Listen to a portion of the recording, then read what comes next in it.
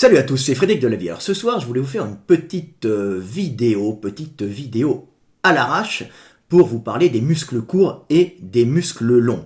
Alors je fais cette vidéo parce que sur Biomécanique Podcast, on m'avait posé une question sur la cause du fait d'avoir soit un muscle long, soit un muscle court.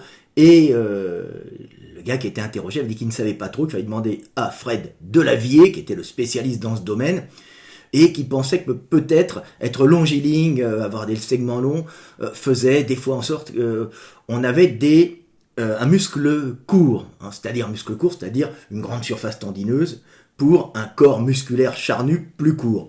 Alors en vérité, c'est pas du tout ça, c'est assez variable le fait d'avoir un muscle court et un muscle long, et c'est plutôt en rapport avec le mouvement articulaire à produire. Et ce mouvement articulaire à produire, il vient de la forme de l'articulation en elle-même et de la forme du muscle qui va se conformer justement à cette articulation. Donc le corps, l'os va croître. Alors souvent il se développe en longueur et il se développe en forme, l'os, hein, parce qu'il est programmé génétiquement pour avoir une certaine forme. Alors bien sûr avec la pression du milieu, donc c'est-à-dire la gravité, la pesanteur, hein, qui va structurer notre corps, puisque notre corps va se former, par une programmation génétique, par le fait que cette programmation génétique va s'appliquer dans un milieu avec une gravité qui va déformer votre corps en même temps qu'il est programmé. Donc ce sont deux choses qui fonctionnent en même temps. C'est pour ça que quand on envoie dans l'espace des fois des astronautes avec des fois des souris, ils font des fois des recherches sur ce qui est de l'ordre de dans le développement d'une forme, par exemple osseuse, hein, donc ils vont prendre des petites souris qui vont développer, qu'est-ce qui est de l'ordre de la gravité, qu'est-ce qui est de l'ordre de la programmation génétique, hein, de croissance, particulièrement ce qu'on appelle les gènes architectes, donc ceux qui codent, hein, pour inhiber ou désinhiber ou actionner la croissance cellulaire. Donc c'est des trucs qui sont assez intéressants à faire parce que c'est pas évident à décoder les deux. Donc on va essayer de comprendre pourquoi on a un muscle court, un muscle long. Alors ce sont des vieux articles que j'avais écrits dans le monde du muscle avant les réseaux sociaux. Vous voyez, c'est un temps que les moins de 20 ans ne peuvent pas connaître, l'époque où il n'y avait pas de réseaux sociaux et où il y avait juste les bouquins, les livres qui sortaient tous les mois, hein, de musculation, et vous n'aviez pas tous ces réseaux sociaux et tous ces influenceurs plus ou moins bons. Alors il se trouve que Biomécanique Podcast c'est bien, hein, mais il y a beaucoup d'influenceurs qui sont des abrutis finis et qui racontent les pires conneries, hein, et qui vont jusqu'à blesser les gens. On les a vus, hein, et ce sont ce qu'on appelle des zététiciens. En tout cas, il n'y a pas que d'ailleurs, il y en a pas mal qui sont des abrutis.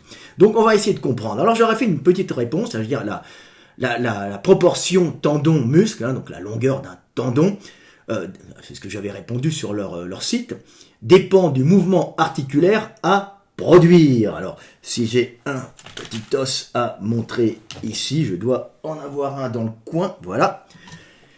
Voilà, hein, c'est-à-dire que du mouvement articulaire à produire, c'est plus vous avez un mouvement articulaire important, plus vous aurez un muscle long. Et si vous avez un mouvement articulaire à produire dans le biceps, hein, je parle du biceps court, hein, parce que le type a ici par exemple une articulation pas très mobile et peut-être un peu arthrosée, ou des fois avec moins d'amplitude, il va avoir un muscle plus court qu'un type qui aura une grande amplitude de mouvement. Alors souvent ce sont les femmes qui ont une grande amplitude de mouvement et les garçons qui ont en général une amplitude plus courte. Donc ouais, quand on voit des femmes dans la rue, elles ont souvent elles marchent, alors elles ont les genoux qui partent en récurvatum, hein, comme ça, hop, on peut pas le faire dans l'autre sens, mais qui partent dans ce sens-là, hein, en récurvatum, et les garçons, hein, en général, ont la jambe bien droite, hein, comme les jambes d'éléphant.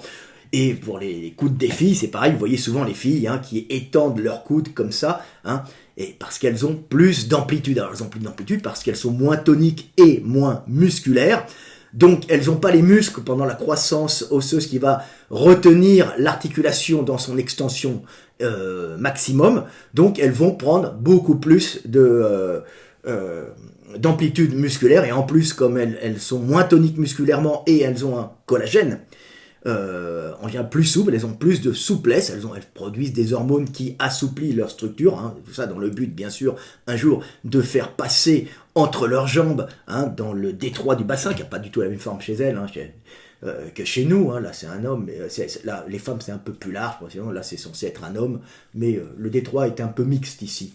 C'est chinois, mais visiblement c'est quand même une belle reproduction ça a été scanné et rétréci avec après des systèmes informatiques, donc c'est un vrai en vérité. Donc c'est intéressant, donc elles sont plus souples, donc en étant plus souples, elles vont en général avoir un plus grand mouvement articulaire, et pendant la croissance, elles vont pas avoir les muscles, ils vont tenir comme un mec, hein, le bras un peu, quand il marche, un peu fléchi, donc qui va faire que l'articulation en elle-même va ne pas prendre une grande amplitude et va se structurer en fonction de cette tonicité musculaire.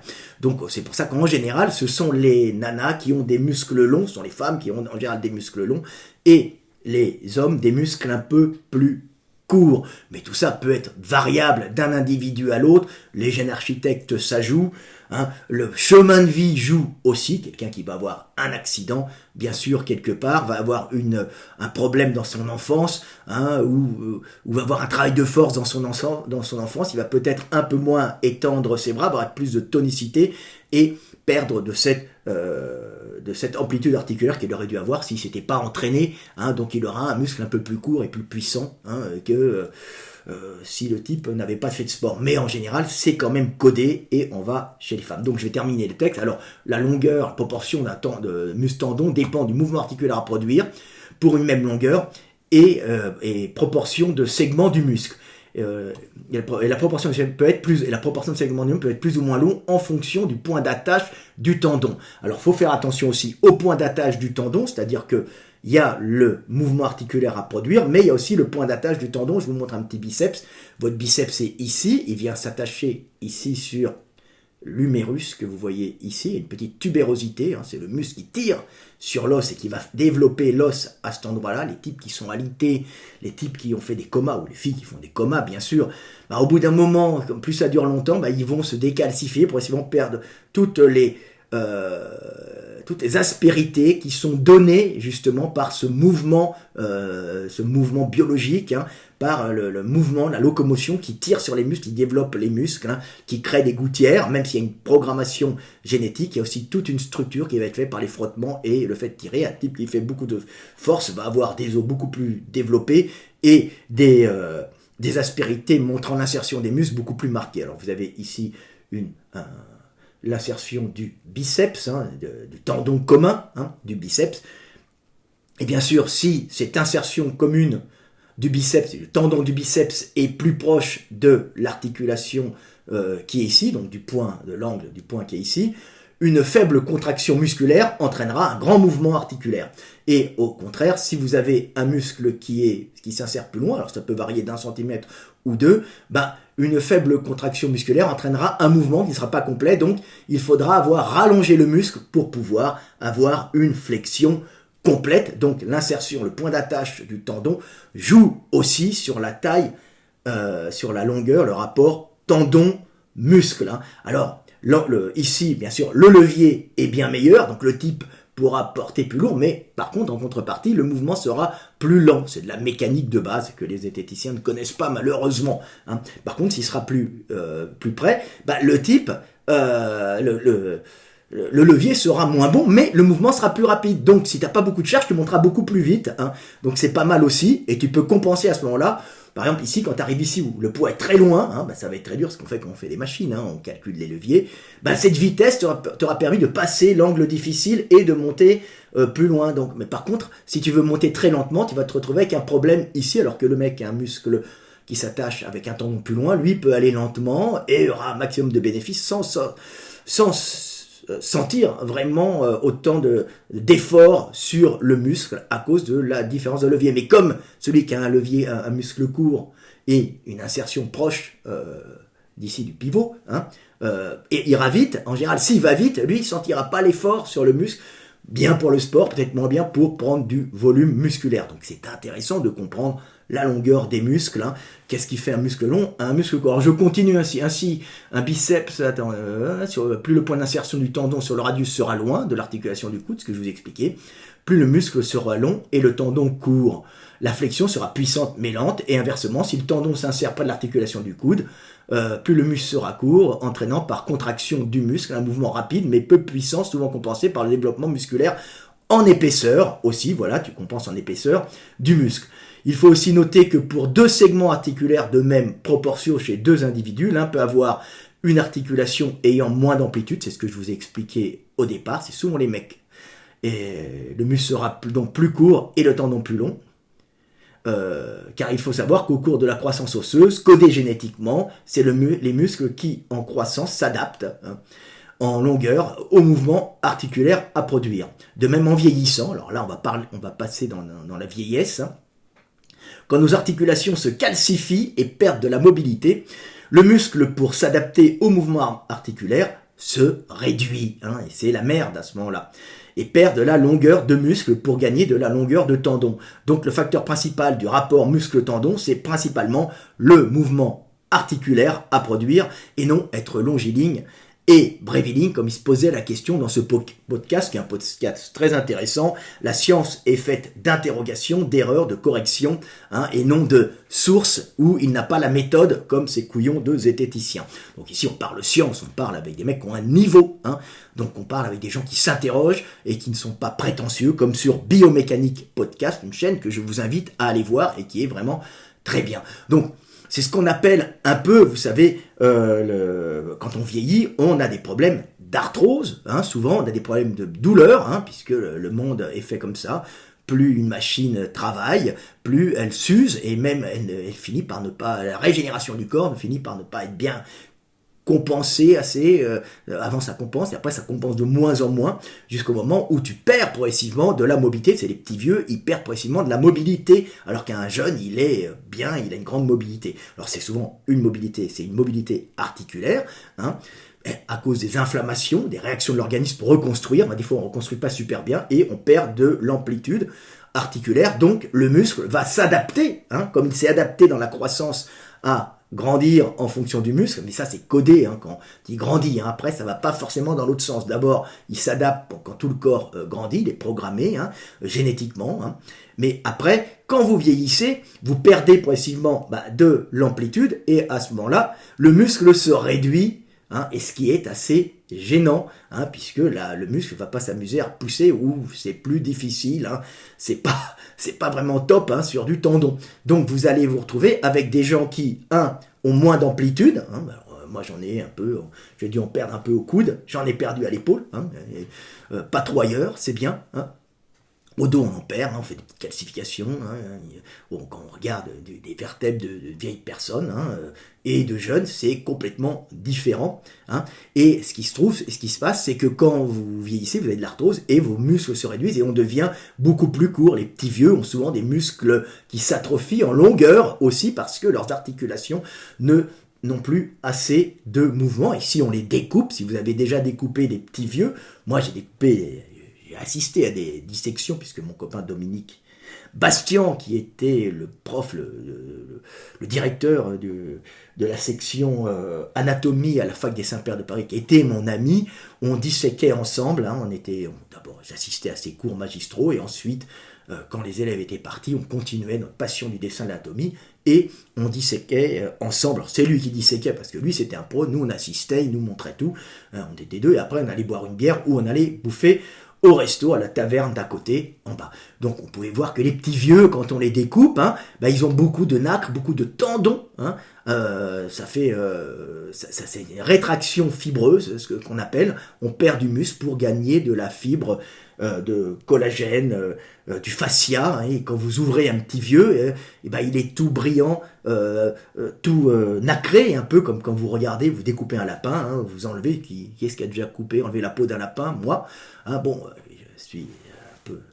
je suis un homme, j'ai été un homme des bois à un moment, et un homme de la jungle aussi. Donc je m'occupais de tuer les lapins, et on les découpait après. Bah oui, parce que je voulais pas qu'ils souffrent. Et on voit qu'il y en a plein sont très fibreux, très nacrés. Alors eux, c'est parce qu'ils récupèrent beaucoup d'énergie cinétique aussi, d'énergie du mouvement dans leurs tendons pour la restituer pendant la course.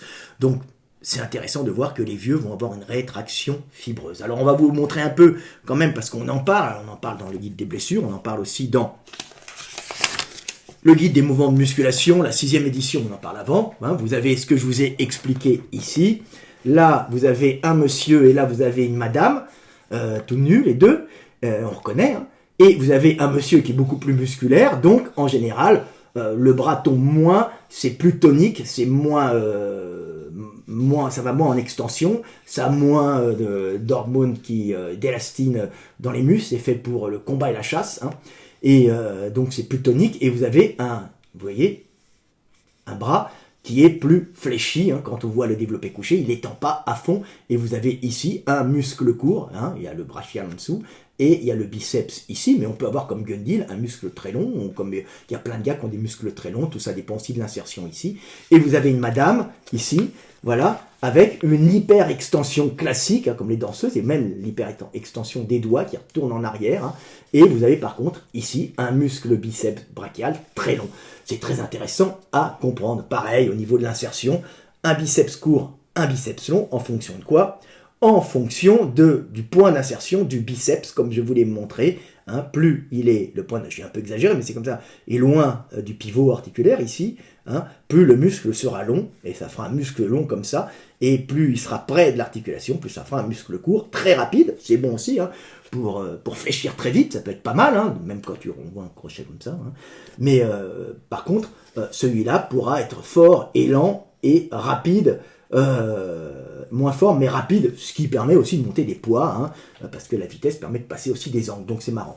Et vous avez ici le petit schéma que j'ai fait pour vous montrer avec un même poids à soulever en fonction du levier. Hein, vous avez pour le même poids à soulever, vous avez, si votre levier est court ici, vous n'avez pas besoin d'un gros muscle, hein, mais vous n'avez pas besoin d'un long muscle, vous avez besoin d'un muscle très épais, hein, pour lever, parce qu'il aura moins de puissance de levier pour lever, donc il devra être beaucoup plus gros et puissant pour lever un poids qui est ici, parce que le bras de levier est moins long, mais par contre le mouvement à produire est moins grand. Ce qu'on gagne en mouvement, ce qu'on perd en mouvement, on est obligé de le compenser en volume, mais tout s'adapte. Et si vous avez un muscle qui est très loin, un petit muscle avec un levier très grand, hein, lèvera le même poids, mais le mouvement sera double, donc le temps pour monter le poids sera moins grand. Donc vous voyez, hein, un petit muscle et un muscle très épais, hein, en fonction du levier, hein, tu n'as pas besoin d'un gros muscle, hein, pour lever ça. Donc, par contre, s'il prend beaucoup de force, il va pouvoir lever avec un meilleur levier, mais il sera moins rapide que celui-là, et celui-là aura besoin d'être très très très gros pour lever le même poids, si le poids augmente. Hein. Donc c'est de la mécanique de base, hein. Ce que tu gagnes en vitesse, tu vas le perdre en force, tu vois. C'est intéressant à comprendre. Donc voilà un peu, hein, voilà, je sais pas, j'ai deux caméras parce qu'il y en a une qui tombe en panne des fois, donc je te la mets là. Voilà, tu comprends un peu, voilà, hein, si tu veux comprendre. Et ici, voilà, on en parle pas mal, on en parle dans le livre des blessures, on en parle dans le livre des bras. On a tout pour t'expliquer. Muscle long et muscle court, c'est toujours intéressant à comprendre. Voilà, petite vidéo du soir, espoir, pour t'expliquer les muscles courts et les muscles longs. Petite histoire anecdotique, moi j'ai un biceps qui a été arraché en soulevé de pneus, j'étais au régime, j'étais avec Gundil lors d'une exposition d'un salon du body fitness en France, très sec, très beau, j'avais séché une petite tendinite et Gundil soulève le poids, moi le pneu, un gros pneu, je soulève, le pneu glisse, je suis un peu plus petit que Gundil, j'essaie de le rattraper et mon biceps lâche. Hein. Ouille, merde. Alors, j'ai absolument pas eu d'hématome, moi, absolument pas de douleur, ou très peu. Bon, je l'ai vu, je le monte à Gundil, je dis putain, mon biceps a lâché. Gundil regarde, et Gundil d'un seul coup s'évanouit, comme ça. Et je regarde, je dis, Michael, c'est moi qui m'arrache le biceps, c'est toi qui t'évanouis. Et il est super cool. Après avoir repris ses esprits, il m'a accompagné à la pharmacie, on a pris tout de suite des anti-inflammatoires pour éviter d'avoir un bleu énorme et de gonfler de partout. Je suis allé le lendemain à l'hôpital, on m'a opéré, super, le médecin connaissait mon bouquin, on m'a remis le bras. Alors, on m'a remis le bras, j'entendais poum poum poum quand on me le remet, j'étais en anesthésie, c'était sympa, j'étais là, et ils me l'ont remis, alors il me dit, le tendon était parfait, il n'y avait même pas d'inflammation, pourtant je pense qu'il y avait une inflammation, mais lui il n'a pas vu, c'était pas du tout arthrosé, il n'y avait pas de gros problèmes à voir, c'est vraiment que j'ai pris d'un seul coup tout le poids qui était tombé sur mon tendon, et à ce moment-là, ils me l'ont remis. Comme tu fais une opération, tu peux pas le remettre très tendu parce que les vis vont s'enlever. Alors c'est des vis qui se dégradent, c'est une espèce de vis, une espèce de matériau qui finit par se résorber, donc ça sonne pas. Hein. C'est une espèce de calcium très dur. Je pense qu'ils insèrent dans l'os et après c'est l'os qui remplace cette vis. Hein. Et ils me l'ont mis un petit peu plus court. Du coup, mon biceps c'est raccourci un peu, ce qui fait que maintenant, quand je fais un double biceps, je préfère poser avec mon biceps déchiré parce que j'ai un pic magnifique et j'ai pas perdu du tout de force ou quasiment pas sur mon bras droit qui a été déchiré. Hein. Donc c'est pour vous montrer que quand on change le levier, le muscle se raccourcit. Par contre, je pense qu'ils n'auraient pas pu me le mettre plus long parce que ça aurait posé des problèmes d'adaptation sur le muscle. En général, malheureusement, avec l'âge, ça va dans un sens et dans l'autre. On fait de la rétraction fibreuse et pas de l'allongement musculaire. Donc, c'est pour ça qu'il est très très important de travailler la mobilité. Alors pas une mobilité pour te faire des flexions de hanches à fond au squat en appuyant sur tes chevilles pour descendre plus bas, c'est débile parce que tu vas, te faire des tendinites, 2, tu risques en descendant très bas, en essayant de gagner de la mobilité, de faire des compressions de labrum par exemple aux hanches et finir avec une belle arthrose de la hanche et un remplacement de hanche. Non, faut conserver de la mobilité pour dans le grand âge, comme moi, vous voyez, je suis dans le grand âge, conserver quand même une bonne mobilité pour pouvoir bouger et pas réduire précisément vos mouvements pour être un petit vieux qui va marcher avec des petits mouvements. Donc on travaille la mobilité pour conserver la mobilité articulaire et continuer à polir l'articulation pour éviter que celle-ci se rétracte trop. Alors c'est très intéressant de comprendre ça. Donc il faut conserver de la mobilité pour polir l'articulation et continuer à lui donner un mouvement pour ne pas qu'elle se calcifie trop, parce que le monde est fait ainsi. Si tu arrêtes de bouger, tes articulations vont s'adapter aux petits mouvements que tu leur donnes et pas aux grands. Donc il est important de garder de la mobilité et d'entraîner cette mobilité, pas pour la faire à poids lourd, pour juste conserver la mobilité. Alors un truc qui est important en muscu, on dit qu'est-ce qui est le mieux, la grande amplitude ou la petite ou l'amplitude partielle. Alors le truc c'est les deux sont bien, partielle en lourd c'est très bien, mais conserve de l'amplitude complète en léger. Le truc c'est quand on dit il y a la secte des partiels qui sont pour le partiel lourd et la secte qui est pour la pleine amplitude avec le mouvement parfait. Mais moi je vais vous dire, faites les deux les mecs, faites en concours le mouvement que vous avez besoin, en power, pas plus, pas moins, parce que ça servira à rien, il faut être optimum, il faut être efficient. Et par contre, comment travailler en pleine amplitude à l'échauffement, avec des poids légers, et plus vous augmentez, plus vous réduisez l'amplitude pour arriver avec des gros poids sur des amplitudes réduites où vous étirez pas trop le muscle et vous risquez pas de le déchirer, mais vous l'aurez quand même étiré en léger. C'est un secret de star, c'est un secret de star du fitness, du bodybuilding et de la force, puisque je suis le numéro 1 mondial avec Gundil dans les livres de biomécanique, numéro 1 mondial, voilà. Donc voilà, petite vidéo du soir espoir, et puis la bonne nouvelle c'est que les extreme buy de Lavier, il y en a partout, et là le truc c'est marrant, c'est que en Arabie Saoudite, ils nous en commandent plein, et ce sont des paquet de 300 machines. Donc je suis un des Français qui fait vivre, grâce à mon travail, à mes innovations et à ma participation avec Larocque, mon association avec Larocque et les créations que nous faisons ensemble, nous avons envoyé des extrêmes by de Lavier partout. Allez, salut à tous, Stéphane de Lavier, je vous aime.